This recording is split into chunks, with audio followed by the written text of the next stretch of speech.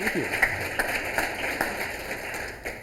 It's good to see so many people, so many familiar faces in a non-adversarial setting. It's an opportunity to reinforce our shared commitment to the welfare of children and to teach each other, share ideas, and I am just delighted to be here. Now, I'm not going to be talking very long because we have someone to address the group who knows a lot more about protecting children and families and strengthening the community than I do. A couple of weeks ago, I was at a rather large gathering at the Seattle Public Library, and it had to do with a national mentoring program. And as those of you who've been in this field are aware, mentoring is one of the mechanisms that we talk about as an adjunct to what the government does to, and the legal system does to promote child welfare. And particularly on the offender side, we realize how badly wayward youth need mentors. Well, just like wayward youth sometimes need mentors, judges need mentors. And we are fortunate to have as our keynote speaker one such person who is a judge mentor, Judge Leonard Edwards from Santa Clara County, California. Judge Edwards is now retired. After retiring from the bench, Judge Edwards was appointed as a judge in residence with the California Administrative Office of the Courts. And as Judge Edwards explained, what he does now for a living is he goes from courthouse to conference to conference and teaches judges what they need to be doing in the juvenile justice dependency field. In that capacity, he provides technical assistance to the courts of California, particularly in areas involving children and families. Judge Edwards served for 26 years as a Superior Court judge. He sat as a domestic relations judge and as a juvenile court judge. During his judicial career, Judge Edwards founded and was the first president of the Juvenile Courts of California, was co-founder of the Santa Clara County Domestic Violence Council, was co-founder of Kids in Common, and founder of the Child Advocates of Santa Clara County. Judge Edwards was the president of the National Council of Juvenile and Family Court Judges in 2002 and 2003. He has taught at the University of Santa Clara Law School, Stanford Law School, and California Judicial College. He's provided judicial training in over 40 states and 8 foreign countries. Judge Edwards has written widely about juvenile and family court issues, and in fact, his treatise on the role of the juvenile court judge is mandatory reading for all our chief judges. It comes along with the other materials that we are presented. I asked Judge Edwards during lunch yesterday, Judge, what do you do? Thinking, well, I fly fish and scuba dive and all. He says, you know what? I'm a juvenile court junkie. This is what I do. He has received many awards, including receiving the 2004 William H. Rehnquist Award for Judicial Excellence. He is a mentor and a leader, and we are honored to have him. The Court Improvement Project federal dollars, and I make sure you all realize that, have paid for his appearance here. I present to you Judge Leonard Edwards.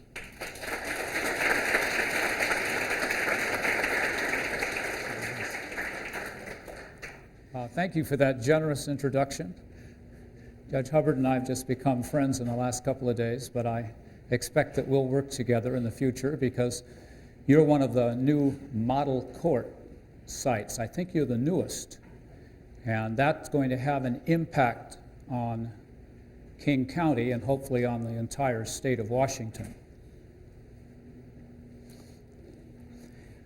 I like Washington, and I have learned a great deal from Washington. Linda Katz came down to our court, must have been 10 years ago, and persuaded me in a very short time that we ought to be doing concurrent planning, which we are. And her leadership in this field is recognized across the country. Family finding. Kevin Campbell and I are close buddies, and I know he kind of moves around from place to place, but I think that Washington's his home. And he worked in our county for a couple of years at one of our local institutions. And so I learned a great deal from you, and I hope that I can be useful to you today. I saw who's in the audience. I want you to feel free to ask me questions as we go along. And I think in some places I'm going to be saying things that you're already doing. And in that sense, you ought to say to yourself, good, we're doing that. On the other hand, I'm going to overwhelm you with some things you probably haven't seen before. And you may say to yourself, gee whiz, how can I do that? How can we do that as a system? And the formula is going to be, and you'll probably hear this said in several different ways, that child protection law, child protection, child welfare, used synonymously, is a very complex system involving all of you, different branches of government. And in order to make progress, you're going to have to work together at an administrative level. You're going to have to raise the status of this work in the community and in the courts. You're going to have more resources, more purposeful thinking and planning.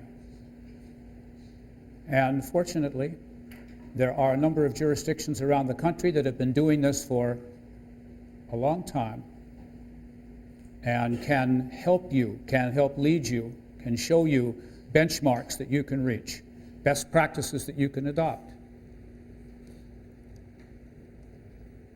And one of the things you're going to have to do, and I was saying this at breakfast this morning, you're going to have to engage the legislature at some point. You're going to have to engage the legislature in a way that shows them that child protection is just about the most important work that a society can undertake. And that if you value it, if you value families, you need to put resources into this work. And from my brief experience at your juvenile court yesterday and talking with a few people who are knowledgeable, you are an under-resourced system, at least here in King County. So here we go. Now that's who I am. And that Center for Families, Children, and the Court is actually a section of the administrative office of the courts in California, where a number of attorneys and other staff have an office within the larger administrative office of the courts. And we provide technical assistance to each and every court around the state.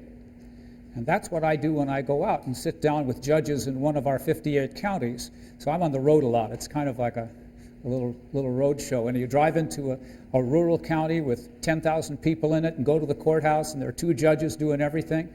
Or you go to Los Angeles where they have 22 judges just doing dependency. So talk about a state with a little bit of everything. And I sit down with people and I say, gee, have you ever thought about this? Or I just take notes and say, you are doing this so well, I've got to tell other people about it, because every jurisdiction I've been into, whether it be in California or somewhere else, is like going into a foreign country. Everybody's got his or her own culture, their own way of doing it, and their own pride in what they're doing. I have a great job. I invented it. I wrote a letter to the Chief Justice when I was retiring, and I said, this is what I'd like to do for you on a half-time basis. And he said, you're hired. So here's what we're going to talk about today. We're going to overview court improvement. Where are we today in court improvement? We're going to talk about reasonable efforts, how judges can build better court systems. We're going to talk about the drug court model. I know you do some of that here. I have a short film on that. We're going to talk about group decision making, which is really cool, and other innovations and where we headed. So this is a very exciting time in child welfare. What have we got? We've got focus on child welfare from the executive branch, from Congress and state legislatures. We got national organizations, we got foundations, we got media, we got volunteers and the courts, and we're all paying more attention to child welfare. Thank goodness. Now, this is a quick overview of the federal legislation. You're familiar with most of it. And now here are some pieces of federal legislation that are pending, including one from one of your local congressmen, Congressman McDermott. And if you're not familiar with this law, I want you to get behind it. I want you to support it. Now you say, gee, who can support federal legislation? What you do is you call the offices of your congressman. We're doing it in California. We're going to try to get every California congressman behind this bill because it would improve the child welfare system for the nation, but for your state is included.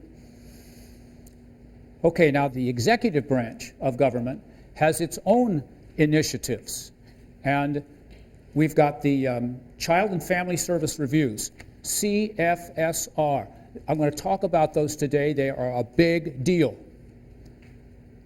They can cost your state millions of dollars if you do not perform to the national standards. You've already had a CFSR and you flunked it, but don't feel bad. All 50 states flunked. They all created PIPs, Program Improvement Plans. And guess what? They're coming back again. Talk about more of that later. We got the Green Book Initiative that has to do with the intersection of domestic violence, child protection, and the Juvenile Dependency Court. We've got the family drug courts out of SAMHSA, BJA, and HHS. There's money coming out of these places, by the way, for your drug courts. I hope you all have a grant-making capacity here in Washington. Get a lot of money from the federal government if you are on the ball and grab those grants when they pop up on your computer. Safe Start, Victims Act, and court improvement. We were talking about that at breakfast today. Court improvement's been about 10 years old now. You have a court improvement project in Washington. All states have a court improvement project and have for 10 years. Money comes from the federal government. You're expected to do something with it to improve dependency courts. Wow, the federal government supports state courts. Unheard of. And yet it happened. And it's part of what this conference is about. OJJDP, Office of Juvenile Justice and Delinquency Prevention, also provides money, including it funds the model court project that you're a part of. So even though you think about OJJDP as doing on the delinquency side, it actually has a big investment in dependency also. Here are the key issues that seem to me to be on the federal agenda. Adoptions, educational outcomes for foster youth, stability for youth transitioning out of the foster care system, case management and data collection. You got a big grant last year for that, by the way. State of Washington did through your CIP. Child protection, domestic violence in the juvenile court, family drug courts, and improving implementation of the ICPC. Can it ever be improved? Is it possible? So we got national foundations, and all of these foundations and more, but these foundations are giving big money to child protection, to child welfare, even to the courts. And the Pew Commission probably had the largest impact of all. For 2 years, a high-level, prestigious group of people met around the country and wrote the Pew Commission Report, which talked essentially about how the courts can improve and how funding can be improved for the child welfare system.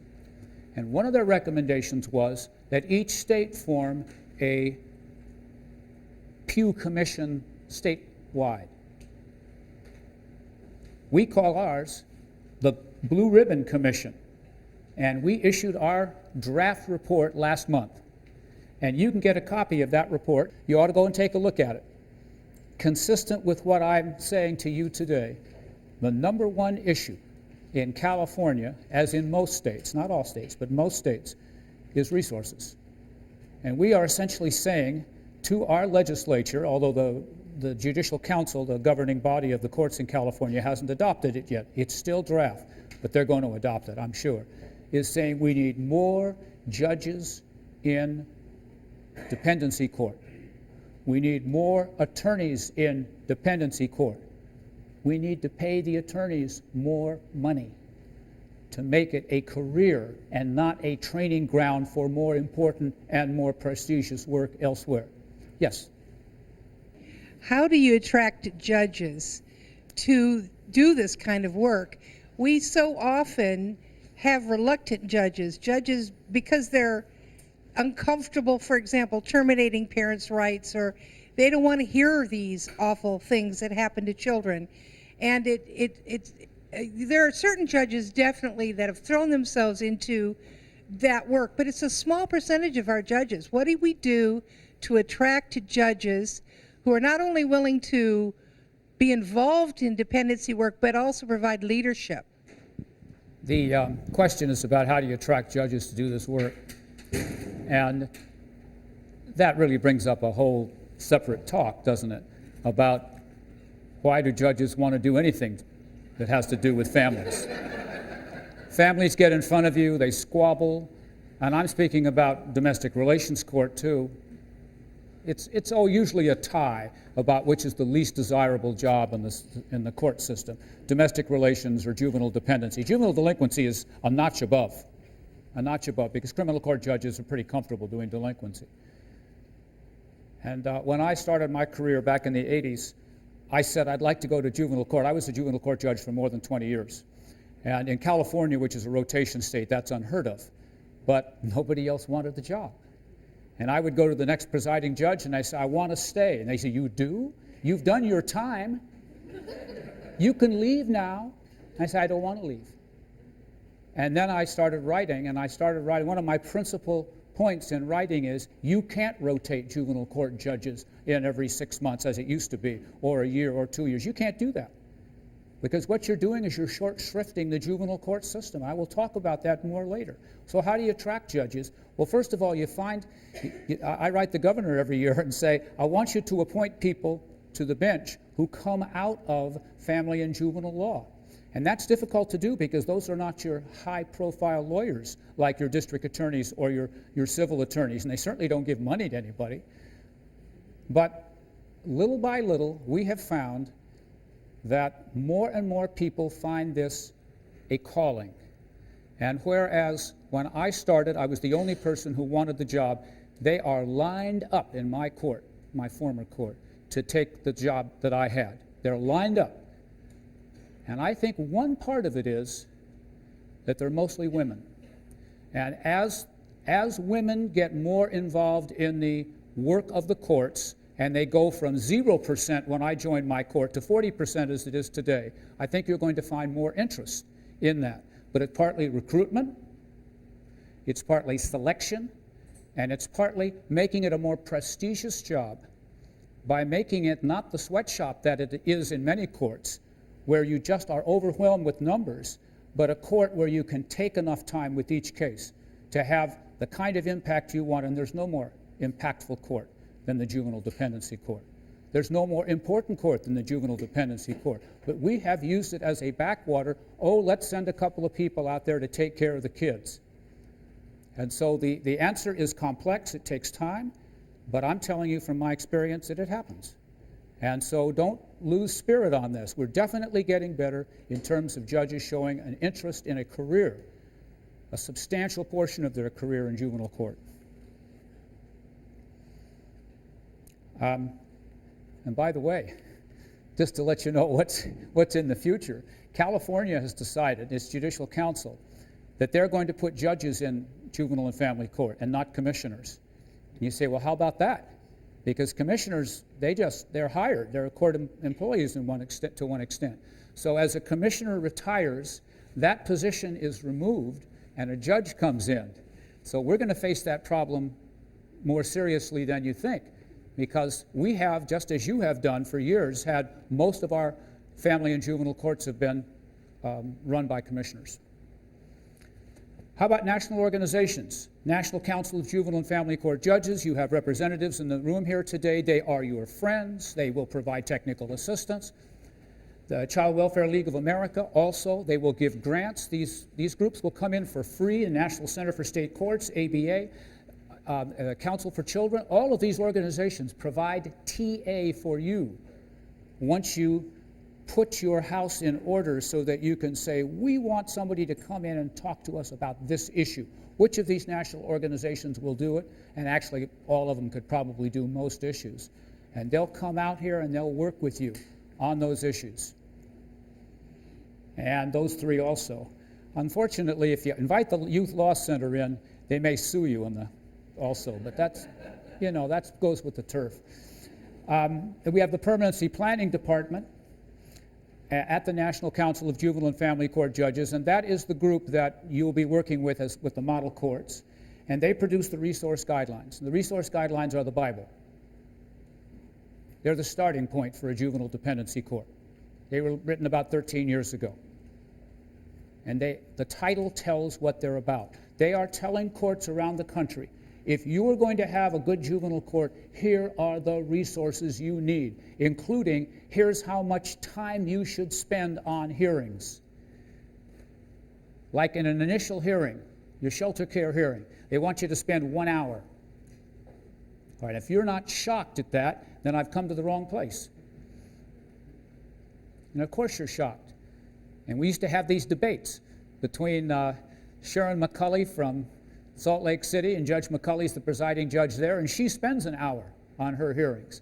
And Bill Gladstone, Judge Gladstone from Miami, Florida, and he used to get about 20 of those little hearings in 1 hour. And he used to just laugh at these resource guidelines. But they are aspirational. They are setting the standard of where we should be. We should spend time up front, and you'll hear more about that. Model Courts Project, you're now a model court. Congratulations, by the way. I guess Judge Clark had a hand in that, getting you in the model courts? Oh, yeah. Right on. We've been a model court, as I say, for a little more than 10 years, and it's changed my life.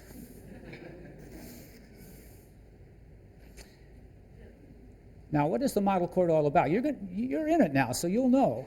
It's a group of family and juvenile courts. See, in some states, they call what we do a family court. You need to know, when you cross the state lines, the words change.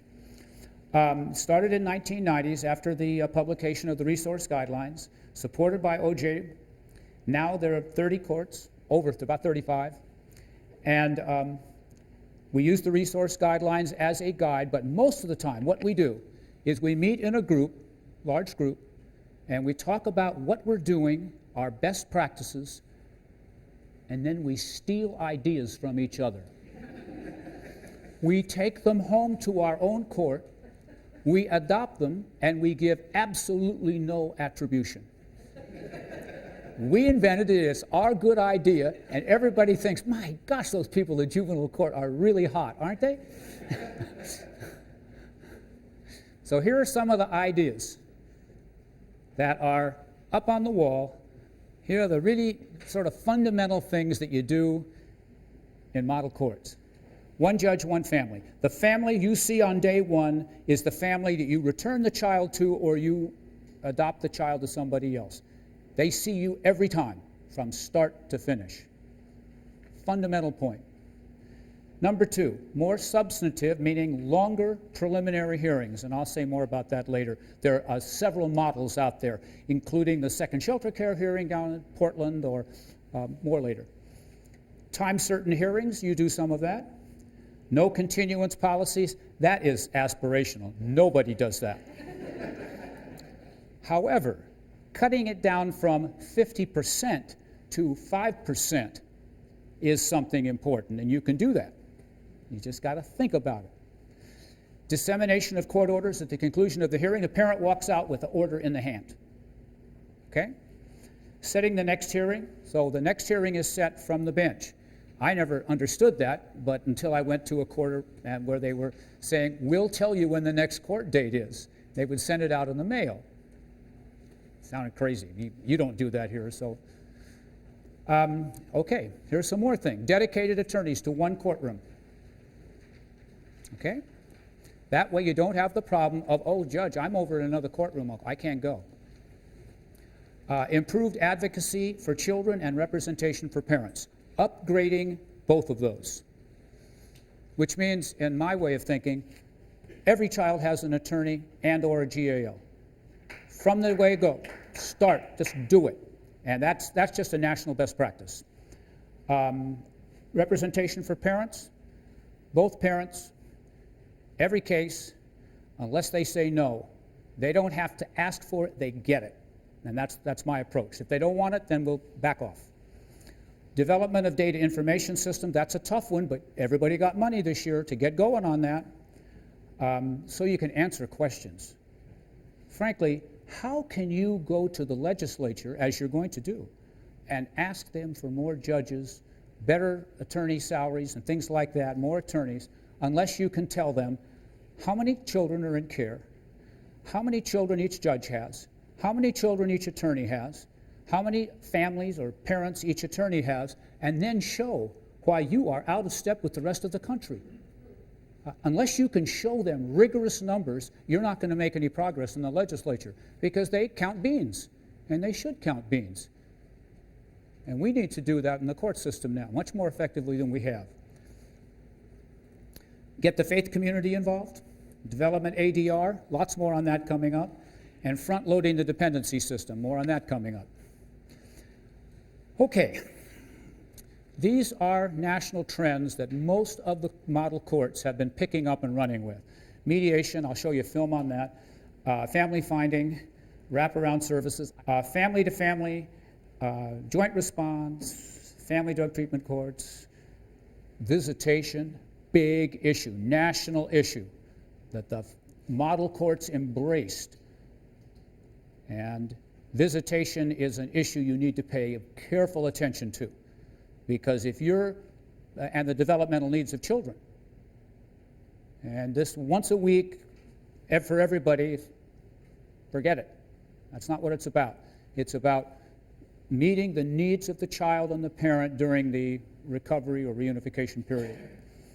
And confidentiality and public access, I'm glad to hear that you have open courts in the sense that people can walk in. I could walk in yesterday, and I didn't have to sign a statement that I'll never speak to anyone about what I saw, which I do in some states around the country. So you're ahead of us there. I can't get the people of California to open up the courts. I did it as a judge because I have that power, but I can't get other judges to do it. And the media. Oh, the media loves this issue now. We got newspaper, we got books, a brand new book, Hope's Child, just came out this month. Hope's Child. It's about the life of a foster child who just graduated from Harvard Law School and is on a roll. You ought to have him up here. Andy Briggs, he's wonderful. We had him at our conference last week. And how many of you have seen Antoine Fisher? That's all? Oh, well, shame on you. Oh, my goodness. If you're working in child welfare and you haven't seen Antoine Fisher, then you're not as inspired as you could be. And I'm not selling you a half-baked movie. This is Denzel Washington. Okay? Okay? This is for real. This is the best. This got an award, from the Hollywood people. And this is about family finding. So that's okay. Write it down. It's in your thing. Antoine Fisher. It was the book was called Finding Fish. The movie was called Antoine Fisher. So you can get it. I bought 50 copies off used, and I would give it out to foster children in court, particularly the teenagers aging out. I'd say, you keep this movie. You may not have your mom, you may not have your dad, you may not know what family you've got, but I guarantee they're there somewhere.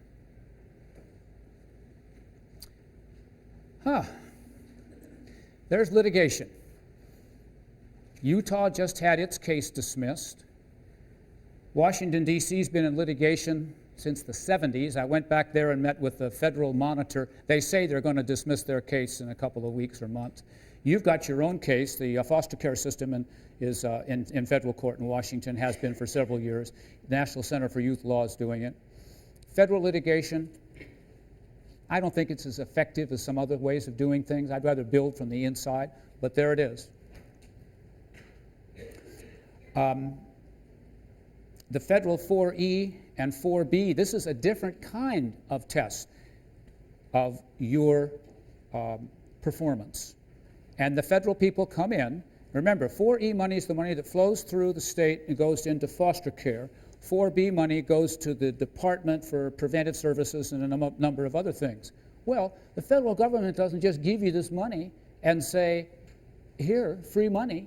They expect you to do things with it, so they come in and audit your books. And your books, it turns out, are court files. And they see whether the court has written down the right words and made the right findings. We'll get back to that in a minute. And we got hit for $54 million in 1988. That's when I learned about reasonable efforts.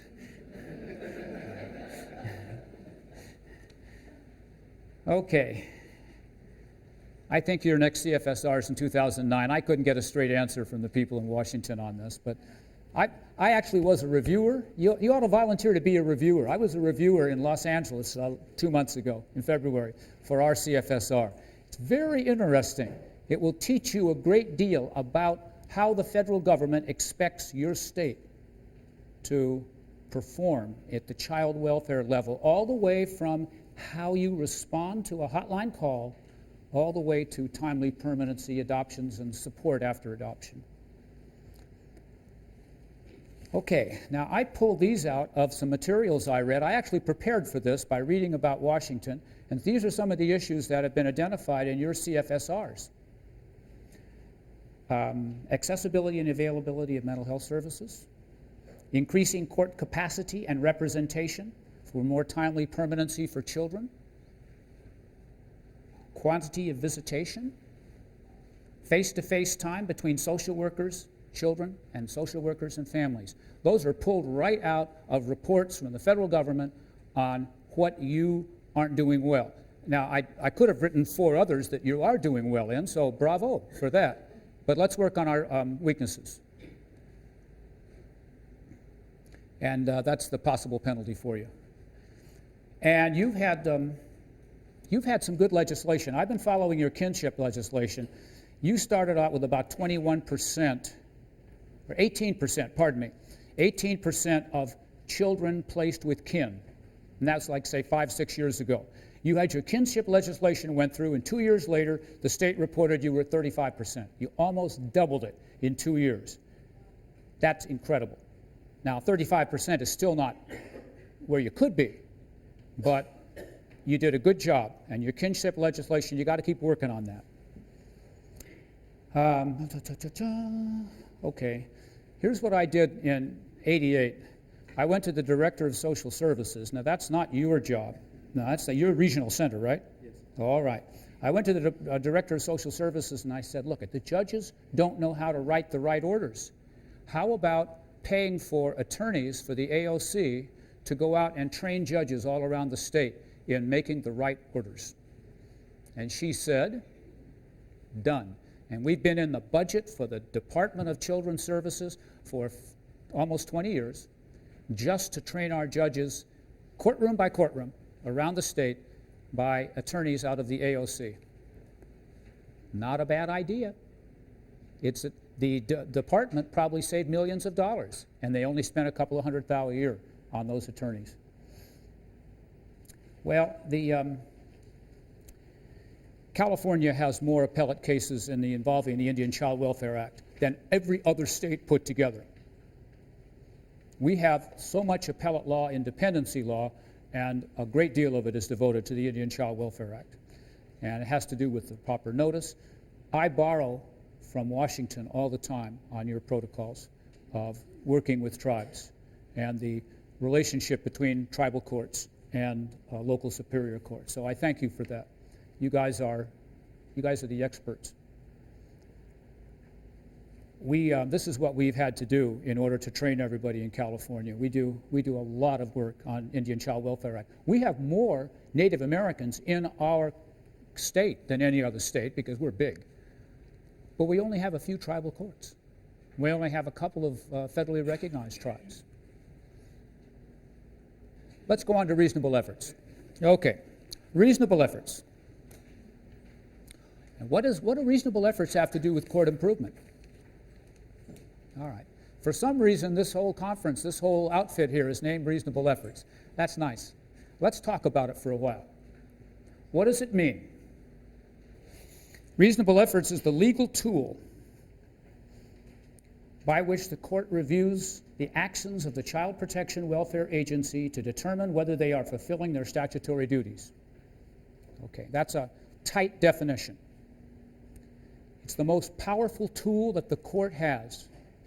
You see, the federal government, and this is all contained in the Improving Implementation article, which is in your materials, the federal government decided that the state child welfare agencies were not doing their job.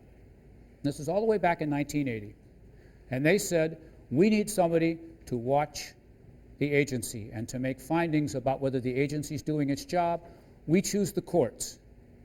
The agency was very unhappy about that. The courts were very unhappy about that. In fact, the court is telling the agency, you've done your job or you haven't done your job. You've fulfilled your responsibility towards the client, towards the family, towards the child, or you're not. And also, you have fulfilled your promise to the federal government that you're going to use their dollars to prevent removal, to provide reunification, and to provide timely permanency. That's the deal you've made with the federal government. Who's watching over at the courts? Okay, reasonable efforts is a term of art. Everybody's unhappy about this. All the academicians said, let's define reasonable efforts. No definition, other than the one I gave you. Because it's the amount of work or services that social worker effort that the law requires, depending on the problem, depending on the community. It is a term of art. It's shaped by the community, and it's determined by the judge or the appellate court if the case is appealed. So what may be reasonable in one community may not be reasonable in another. The juvenile court has got to make reasonable efforts findings at 3 critical points. This is federal law telling us to do this. And one is, at the initial hearing, did the agency provide services that are reasonable that prevented or could have prevented the removal of the child? Pre-preventive placement services. Really important. Coming back to this. At the disposition, has the agency provided such services, and is the agency providing ongoing services to permit the parents to rehabilitate and return to, have the child return? And then, after a permanent plan has been set, and this is the one that ASFA added in 1997, it wasn't in the original law, is the agency taking sufficient steps to get the child to permanency? When I showed up in my court, there were 1,000 cases, 1,000 children waiting for permanency. And one of the social workers took me aside and said, we don't really work on those cases because the parents are out of the picture and the child is with the adoptive home or the guardianship home, and we don't think that the final legal step is so important. I said, oh, yes, it is. And I just raised hell. And so we did, in about a year, we got 1,000 cases reduced off the caseload. And then later on, the law was passed to say that I did what I should have done. And that is push the system to make sure that the child reaches timely permanency, so the adoption is finalized. And in order to do that, guess what? I had to learn, the whole system had to learn every step of the adoption process, every step. So we found out whose desk it was on, how long it had been there, what a home study was, what the snags in home studies were, and that's what we talk about in court when we would come back for 30-day reviews until the finalization was complete. But that's our job, isn't it? That's the job of the court. Now, the other finding the court can make is no reasonable efforts. This means the agency hasn't done its job, and in this particular case, under these circumstances, the agency has not done its job. The agency does not like to get no reasonable efforts finding on the record. You all know why that is true. Because when the federal government comes in to do its audit and it sees a no reasonable efforts finding, they take money away. They say, oh, the agency didn't do its job. Give us back that money. Give us back the money we gave you to do the job because you didn't do it. This is why it's a powerful tool. Now, what I'm going to point out to you is that in your materials, I talk about reasonable efforts in a couple of different places, but on page 69, I write a letter to the Department of Social Services and tell them why I'm making a no reasonable efforts finding. And at the end of that letter, I send copies to every politician in the community. I only did this once or twice. But I picked an issue out that I said to myself, based on my knowledge, that this is a service that should be provided to families in the community. In this case, it was providing a home for teen mothers and babies, and their babies, who can't live with their own family. And I said, this is a service that should be provided in our community, and I'm making a no reasonable efforts finding, and I'm letting the world know about it. It's nothing secret about it. And you know why I did that? Because the people who could fix it weren't necessarily the people in the department. It was people outside the department. And guess what? We got a ton of homes now that'll take teenage moms and their babies who can't live with their mother and grandmother. So that's one thing you can do with the reasonable efforts finding. You use it to upgrade the system. A second way of doing it is, now, we're going to talk to you about this. Let's do some hypotheticals. Number one, an attorney asks the court to order 24/7 in-home support services for an at-risk family to ensure protection for the children. And everybody agrees that this service is necessary to keep the family together. Without this service, children have to be removed. And the agency says, Judge, that's putting too much of our scarce resources into one family. We object to this. So is that a reasonable efforts or no reasonable efforts? Raise your hand if you think that's reasonable and the agency should be required to do it and the court should make a no reasonable efforts finding. Raise your hand if you think it's unreasonable. Well, unreasonables have it about 2 to 1. My own community, I'd say that's not reasonable. That's too much resources for one family. But I would love to hear a good argument on the other side. How about this? Parents say they are necessary to prevent removal. This is the same case. And the agency is saying it costs too much money. And the agency is saying, look, we have an obligation to the whole community. If we put all our money into one family here, there are 10 other families that we could prevent with lesser amounts of money. And therefore, we shouldn't be required to do this. That's a good case to have a nice discussion in court, a reasonable efforts discussion. And your ruling, I already asked you that. Sometimes I get ahead of myself. Okay, an attorney argues that a mother has been unable to visit her child because the department has not provided transportation. And she is poor and she doesn't have any transportation. Is this a denial of reasonable efforts? What's your ruling? Yes? Hands up. No? Hands up. I got no hands on that one. Unanimous. In Washington, you expect your agency to provide transportation for visitation. In other places, much shakier, much shakier. I was down in Siskiyou County, which is on the Oregon border with California, very rural county. Very difficult to provide visitation. Buses go once a day into some parts of the county. So visitation will change from county to county. Riverside's bigger than Tennessee, Riverside County. They go 250 miles from one end of the county to the other. That's tough on visitation if you happen to place your kids there. Okay, here's the one I talked about before. An attorney for a teenage mother asked the court to order the agency to place the mother in a foster home that will accept her and her infant. Would the agency's failure to do so be the basis for a no reasonable efforts finding?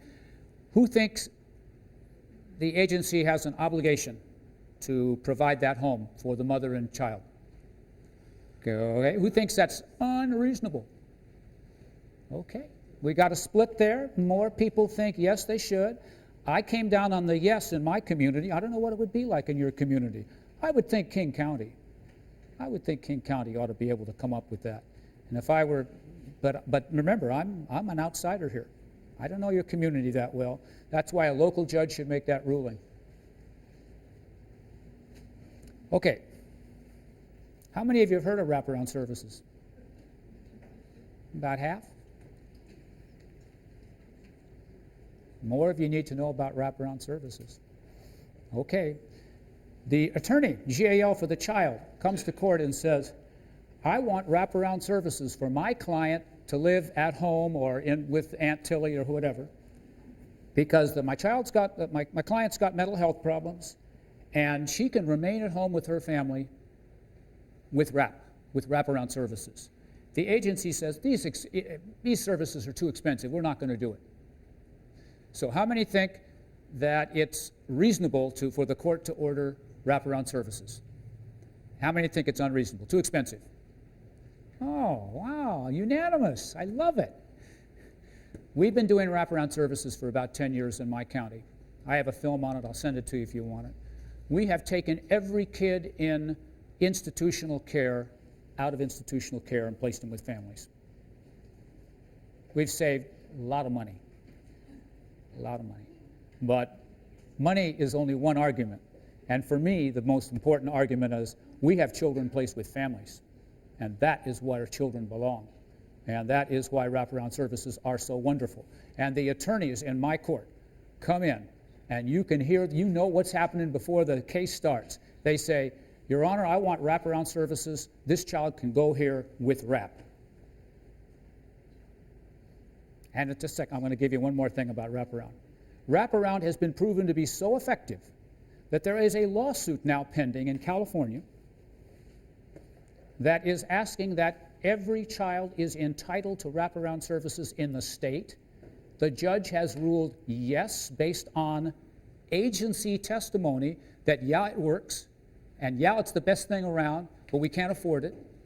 And we are expecting this case to change the way we do business and have wraparound available for everybody. Well, federal court, it's going to get around, folks, and so wraparound services is something that you need to have a dialogue with your agency about how much they're using wrap and how much more they could use it. What is wraparound? Wraparound is a different approach to cases. And what happens is that a team is formed, and the team includes professionals, usually less than 50%, and community members, teachers, coaches, neighbors, relatives, and they plan for the child's life on a 24/7 basis. Who's going to be there from 4 in the afternoon to 5 in the afternoon? Who's going to be there from 5 to 6? And they plan it so there's an adult ready all times of the day, 7 days a week. Wrap means the child is wrapped in services, wrapped in observation, wrapped in adult supervision. And the team meets regularly. They are committed forever. They don't give up until the kid's behavior permits the wrap to loosen up and move away. So that what you're doing is you're training good behavior in the community, such that instead of taking the child out of an institution and bringing her home, and then she has to adjust to home, you're keeping her at home, and the supervision is provided in the home and loosens up. It's magic, folks. It's absolutely magic. It's got good data behind it. It's a best practice, and I'm hopeful that you can have a dialogue about bringing it to Washington more than you have it already. Okay, how about this? The prospective adoptive mother and says, why hasn't the adoption been completed? And the agency says, we're too busy. And home studies take a long time.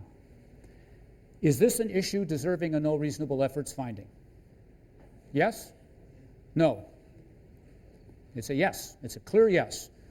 But I told you this is a more recent addition to the law in 1997. A child is removed from mom's custody and the social worker discovers, when the social worker discovers that mom has been the victim of repeated domestic violence and the child has been exposed to that violence. Is there a reasonable efforts issue in this case? Anybody want to try? You think so? Yes? No? A lot of people are wondering what's going on with this case. All right? This was the hottest case in the country about 4 years ago out of New York City, the Nicholson versus Scopetta case, but it's a case that we have embraced in our jurisdiction. The fact that you are a victim of domestic violence should not be a reason for removing your child. Okay? That's flat out. And this is all about the Green Book Project, and that's a different speech, different time. But the agency has an obligation to help protect the mother, to find her the shelter where she could live with her child safe from the batterer. If she's unwilling to go, that's a different issue. But if she's willing to go, you've got to offer her that.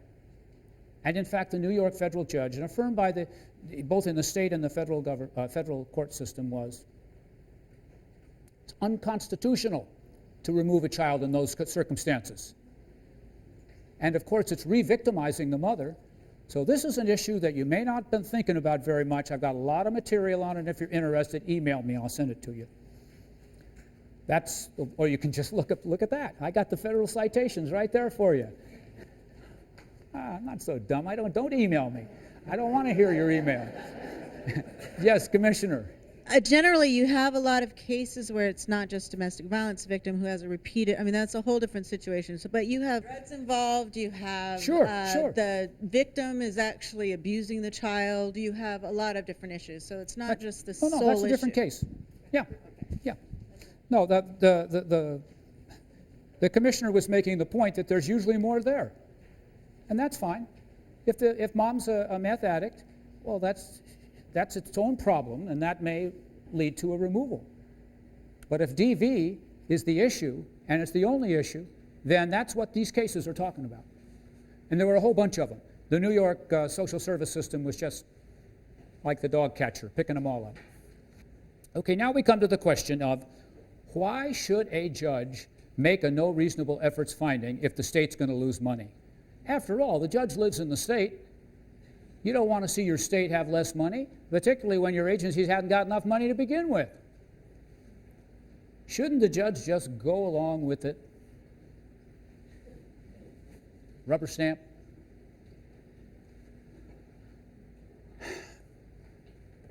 Well, a parallel question is the judge just there to rubber stamp what the district attorney does when they come in a criminal case? Is that what a judge's role is? There are some judges somewhere who think so. And I strongly disagree that when I took an oath of office, when we all took an oath of office, it was to follow the law, and the law is to review, to inquire, to find out what's going on and whether they've met burdens. I don't think that's a pretty easy point for you folks. However, what about the strategy of the no reasonable efforts finding, the art?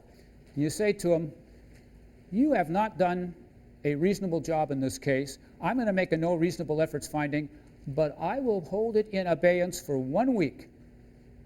And we'll come back to court in 1 week.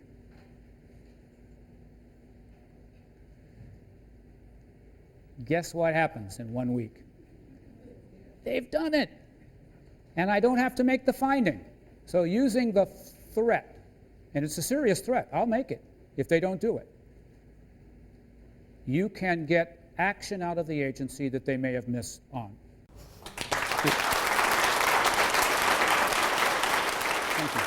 Thank you.